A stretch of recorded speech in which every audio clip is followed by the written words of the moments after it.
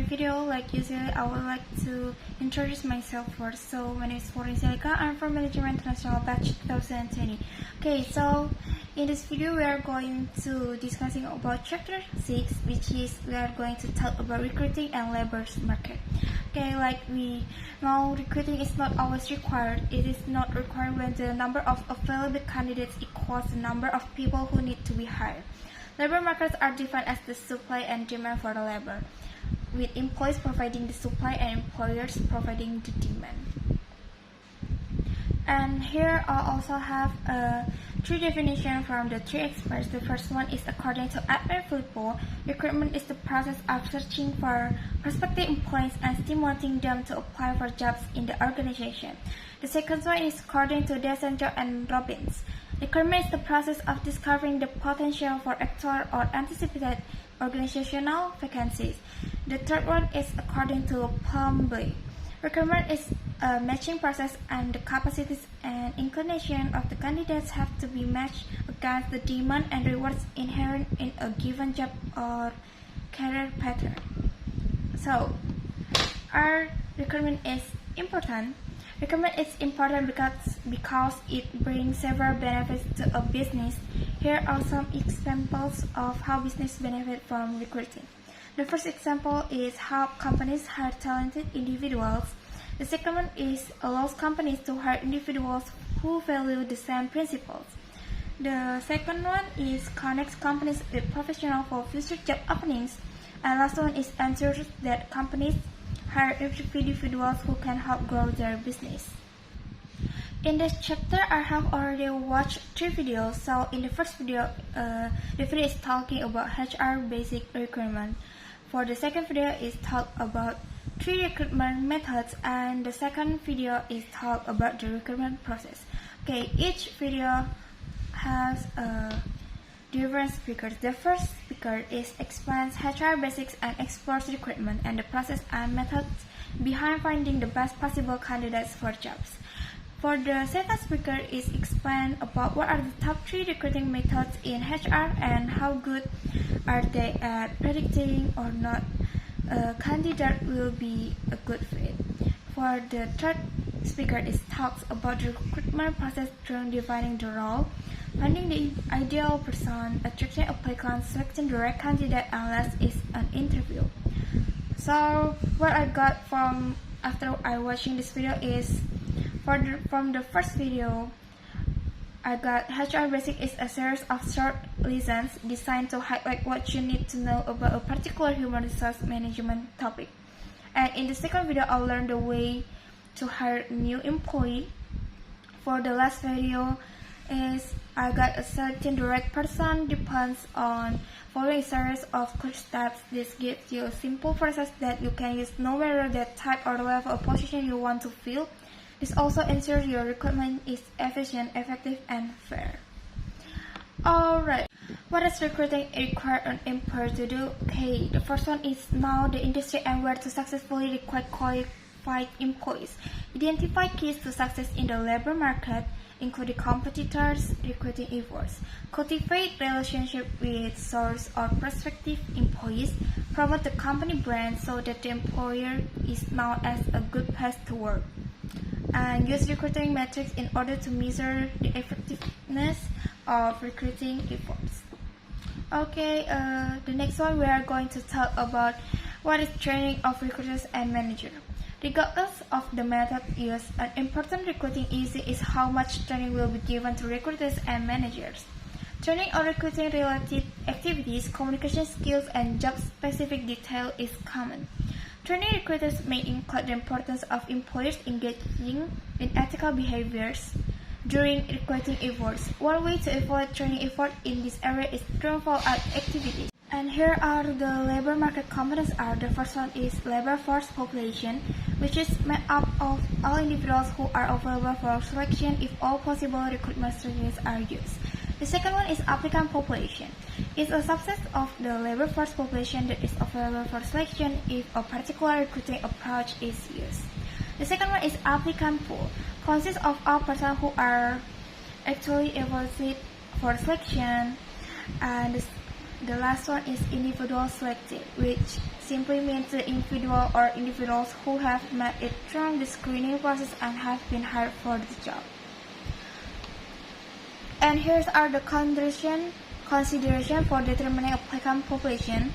There's have a number and type of recruits needed, timing and recruiting to ensure timely placement, external and internal research on job details, qualification of competent applicants to be considered, source for obtaining qualified applicants, outside and inside recruiting means to be used, administrative recruiting and application review activities. Do you think that recruiting for smaller firms can be challenging? I think that competing with bigger companies because big name brands typically offer better benefit package, higher salaries, and other advantages. No experience with talent management, many small firms suffer from inexperience related to the talent management. As the result, they end up squandering good hires and making bad hires seem worse. Labor markets are the external supply pool from which employers attract employees.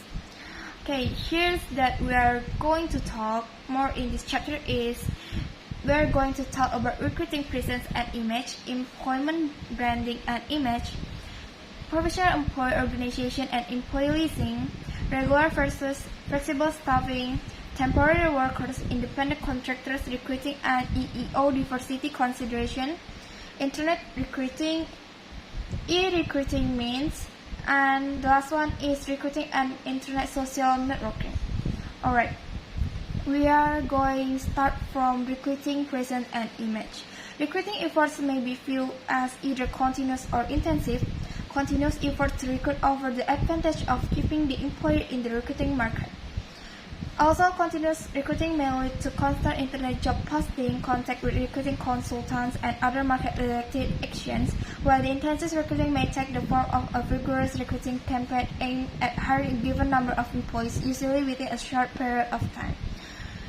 The next one is employee branding and image. The employee branding is or image of an organization is the view of it held by both employees and outsiders. Organizations that are seen as desirable employers are better able to attract qualified applicants that are those with poor reputation. The next one is professional employer organization and employee leasing. The employee leasing process is simple, like an employer signs an agreement with the professional employee organization, after which the staff is hired by the leasing firm and leased back to the company for a fee.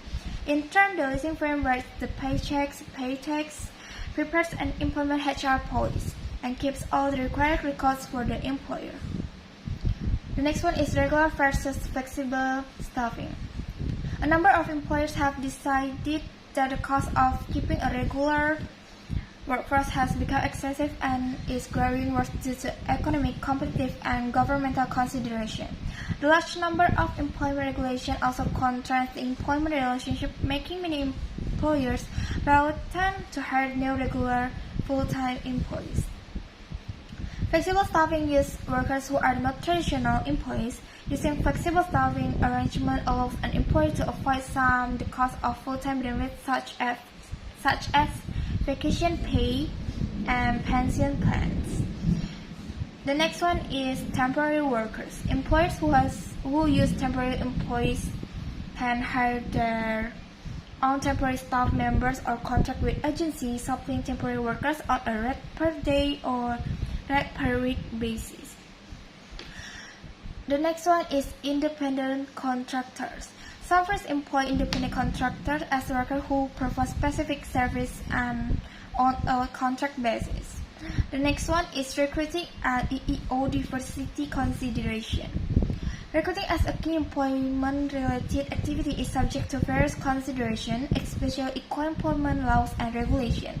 Recruiting diversity, a broad range of factors apply to recruiting diversity.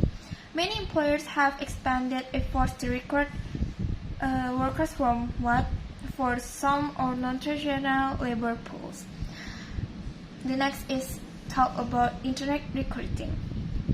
The internet has become the primary means for many employers to search for job candidates and for applicants to look for jobs. E-recruiting means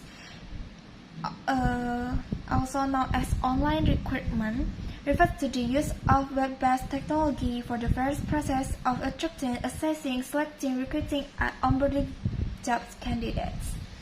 Last one is recruiting and internet social networking. In enterprise use of social media platforms to identify, engage, and find individuals the organization may want to hire. How we do recruiting using special technology means, for a number of years, the internet has been used by people globally. Several special internet tools that can be used as a part of recruiting. A word of blogs, e-videos, or Twitters. Blogs and recruiting, both employers and individuals have used blogs as part of recruiting to fill jobs. E-video and recruiting with video capabilities of all types available, employers are using videos in several ways. Recruiting term Twitter can be used for many different purposes, including personal, social, legal, and employment-related messages. Here are the advantages and the disadvantages of internet recruiting. We are start from the advantage. There's have a reduced time to hire, shorten onboarding times, cost less, limit your pool of applicants, leave a gap in your existing workforce. Meanwhile, the disadvantage is reduced talent pool, another gap to fill, bias concerns, lack of communication, and also cultural fit. Alright, next. So, in this chapter, the conclusion for this chapter is talking about recruiting and labor markets. I have read this chapter because it can broaden my knowledge. What I can learn from this chapter is that the labor market is really so important because it is an integral part of an organization recruitment process, because it not only helps it find the most qualified workers for the jobs that it offers, but also to ensure that it provides a competitive compensation package to its workers. So I think that's all that we learned about this chapter. Before I close my video, I would like to say thank you for those who are watching my video.